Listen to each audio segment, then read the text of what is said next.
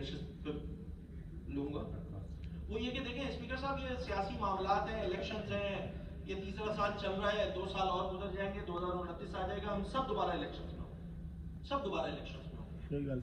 اور اگر آپ لوگوں کو ویسے تو میں نے بتا چکا ہوں، الیکٹیبل والی کہانی تو پوری سنا چکا ہوں، وہ رہے گی تو ماشاءاللہ آپ کے پاس نمبرز ہوں گے، اچھے ہوں گے ماشاءاللہ۔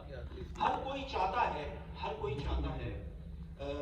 کہ جو پرائم منسٹر کی جو پوسٹ ہے، پرائم منسٹر صوبے کا وزیر اعظم ہوتا ہے، وہ جو ہے وہ اسی کی جماعت سے ہو، اسی کے صوبے سے ہو، ہم بھی یہی چاہتے ہیں، زیادہ اچھی بات ہے۔ اچھا مزے والی بات بتاؤں، میرا تعلق جس جماعت سے ہے، اس جماعت کے پاس میرے پاس تو پرائم منسٹر کا کینڈیڈیٹ نہیں، سیدھی بات۔ شہری سندھ اور دیہی سندھ، پیپلز پارٹی دیہی سندھ کی سب سے بڑی جماعت ہے نمبر وائز، اور پھر پورے صوبے کی سب سے بڑی جماعت ہے۔ شہری سندھ کی ہم سب سے بڑی جماعت ہے۔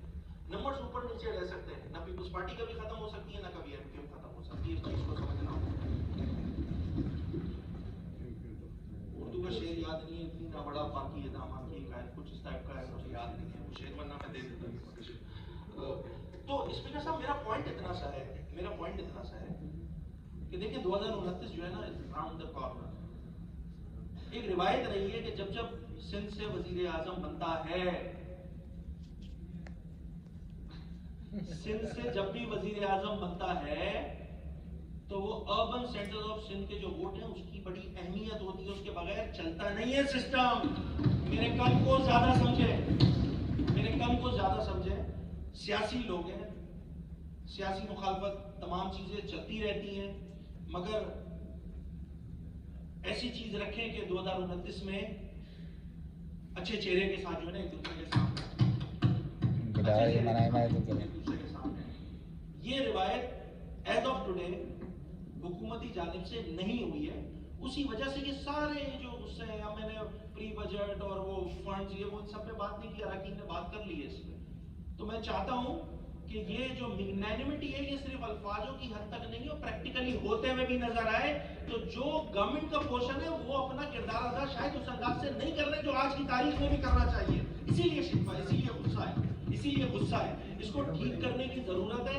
میں اپنی نشست اسی خواہش کے ساتھ لوں گا کہ اللہ کرے کہ جو معاملات ہیں صوبے کے مالی اس میں بہتری آئے، سندھ کے اپنے جو وسائل ہیں اس کو ہم اچھی طرح بروئے کار لانے میں، سندھ کی عوام کی فلاح کے لیے کام کرنے میں، سندھ کے بہبود کے پہ کام کرنے کے لیے ہم سب کو کلیکٹیو ایفرٹس لینے کی ضرورت ہے۔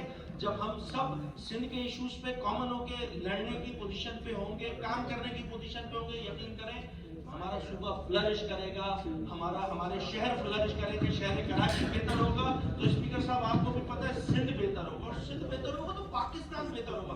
تو لارجر کینوس میں سوچنے کی ضرورت ہے، وسیع النظری کی ضرورت ہے، وسیع القلبی کی ضرورت ہے۔